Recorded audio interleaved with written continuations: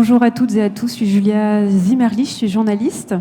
Bienvenue à cette 5e édition des rencontres économiques organisées par la CCI de Bordeaux et Soltena, et cette année donc en partenariat avec le World Impact Summit. Ce matin, nous allons parler des enjeux liés à la ressource en eau. Vous avez bien compris que c'était la thématique générale de ces 2 journées de rencontres.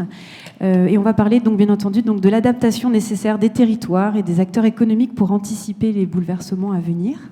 Mais avant de démarrer les échanges, je vais donner la parole aux organisateurs de ces rencontres, et en particulier à Patrick Seguin, président de la CCI de Bordeaux-Gironde.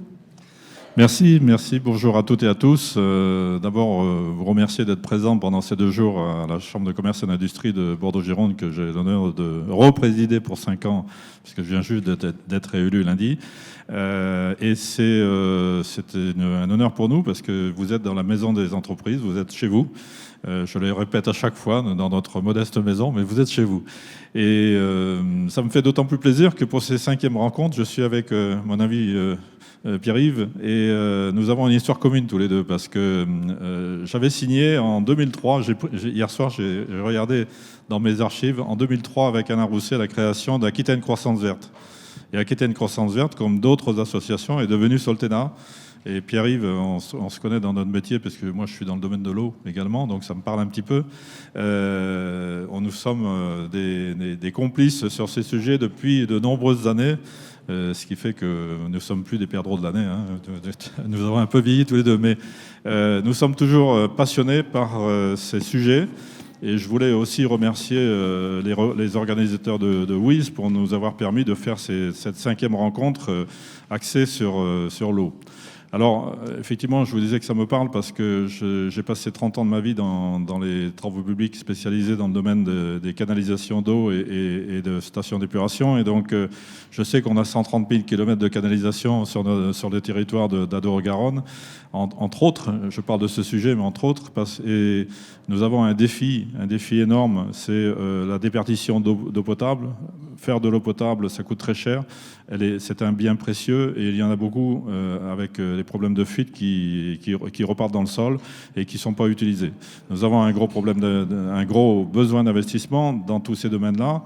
Et en ce qui nous concerne, nous, au niveau de la Chambre de commerce et d'industrie, nous essayons d'accompagner les entreprises de façon générale, mais plus particulièrement les industriels qui représentent 24% de mémoire de l'utilisation de l'eau, pour les aider à se transformer à ce niveau-là.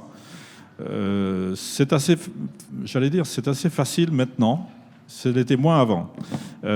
Parce qu'aujourd'hui, dans le contexte environnemental dans lequel on est, je ne connais pas un chef d'entreprise qui se lève le matin en disant moi je m'en fous des contraintes de mes décisions. Tous les chefs d'entreprise aujourd'hui, à peu près sensés, se posent la question lorsqu'ils prennent des décisions sur l'impact de leurs décisions dans l'environnement. Et je connais même des belles entreprises qui ont systématisé maintenant des bilans carbone comparatifs lorsqu'ils prennent des décisions. Et on va avoir de la chance d'avoir cette possibilité dans les marchés publics l'année prochaine. Donc c'est des évolutions très sensibles qui vont permettre de se poser des questions tout à fait différemment. Et au niveau de la Chambre de commerce et d'industrie, nous avons mis en place des accompagnements, des outils de diagnostic pour aider les entreprises, et notamment les industriels, à faire un diagnostic d'état, notamment bien sûr sur l'environnement en général, mais particulièrement sur le domaine de l'eau, de façon à les aider à trouver des solutions alternatives. Et les solutions alternatives, il y en a beaucoup. Je connais une entreprise avec qui on travaille en ce moment, qui est spécialiste dans le domaine de la récupération d'eau de pluie et de la réintégration de l'eau de pluie dans les réseaux domestiques. C'est quelque chose qui fonctionne, c'est quelque chose sur lequel les Français ont le plus de brevets mondiaux. Donc il faut mettre ça en avant. Il faut bien sûr accompagner les entreprises, parce qu'au quotidien, il y a d'autres sujets.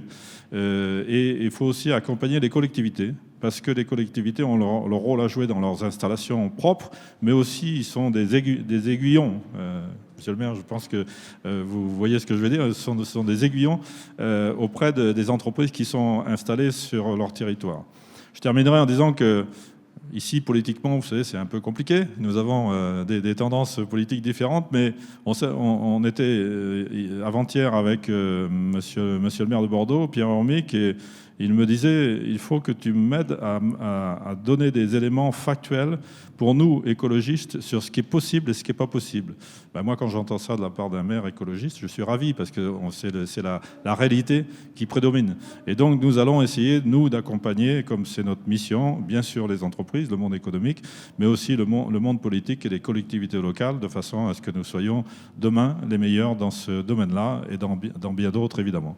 Merci à vous, et encore ravi d'être avec vous. Je fais juste une parenthèse pour terminer. Je ne pourrais malheureusement pas rester avec vous parce que je suis invité, j'allais dire convoqué, invité par ma tutelle, Madame la préfète de région, sur une réunion de crise ce matin. Réunion de crise, vous voyez ce que ça veut dire. On a des taux qui montent, qui s'affolent. Il y a un conseil de défense lundi matin à l'Élysée et je pense qu'on va avoir quelques contraintes d'organisation. Le message que l'on lance aujourd'hui et que je relaie auprès de vous, le message général, c'est que en tant que responsable d'entreprise, en tant que responsable de collectivité, évitons de faire des pots de fin d'année, des pots de Noël, etc. C'est certes sympa, mais les gestes barrières ne sont pas forcément respectés. Et je pense que malheureusement, mardi, on va avoir des jauges restrictives à respecter.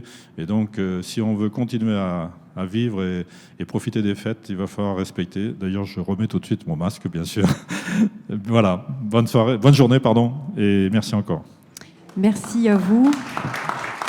On va passer la parole à Pierre-Yves Riwal, qui est président de Soltena. Merci Patrick, merci à tous. Bonjour à toutes et à tous.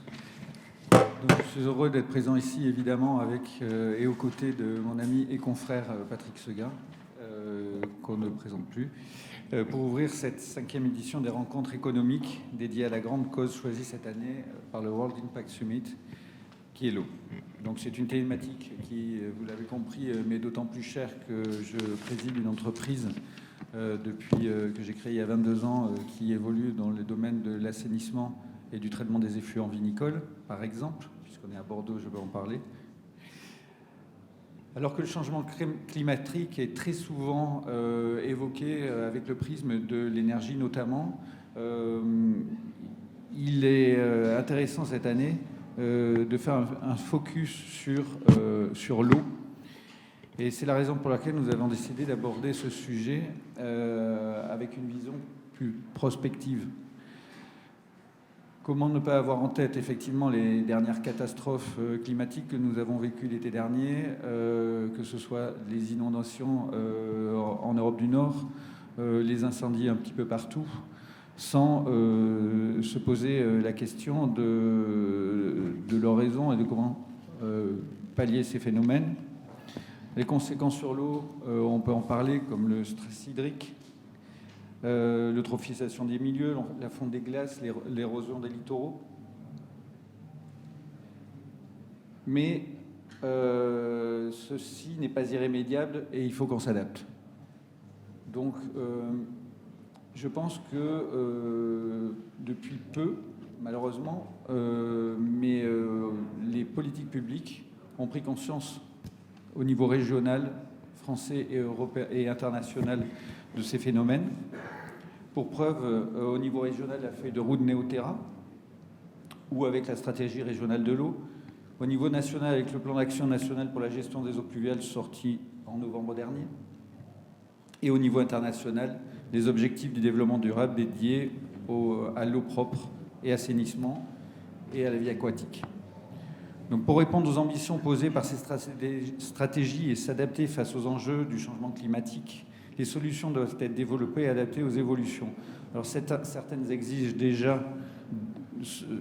déjà, d'autres sont en cours de développement.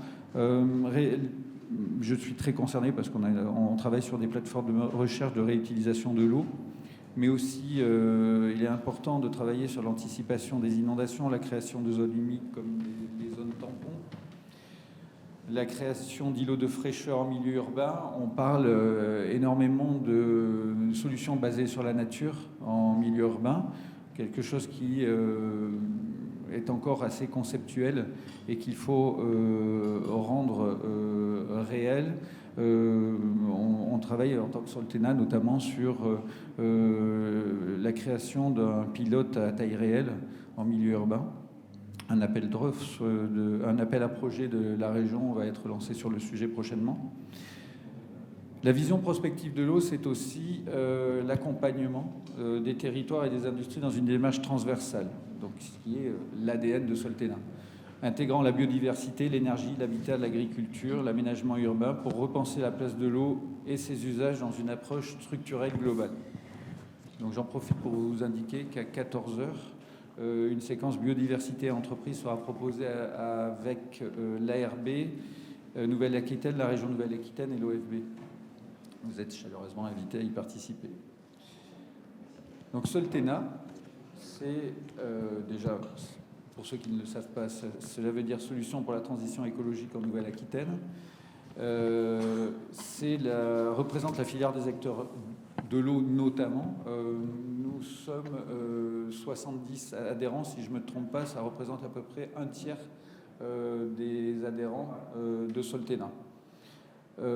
Ces entreprises, c'est composé d'entreprises, de centres technologiques, de centres de formation, d'universités, de laboratoires qui œuvrent pour repenser les usages de l'eau, élaborer des solutions et stratégies de demain.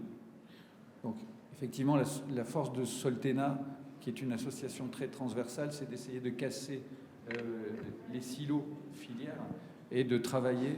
Tout à l'heure, je disais qu'on aborde en général les problèmes climatiques par le prisme de l'énergie. Mais en fait, il ne faut pas juste parler de l'eau aujourd'hui, mais aussi de ce que peut apporter l'eau ou de la cohérence des différentes solutions que l'on va trouver avec les solutions à notre disposition, énergie, économie circulaire.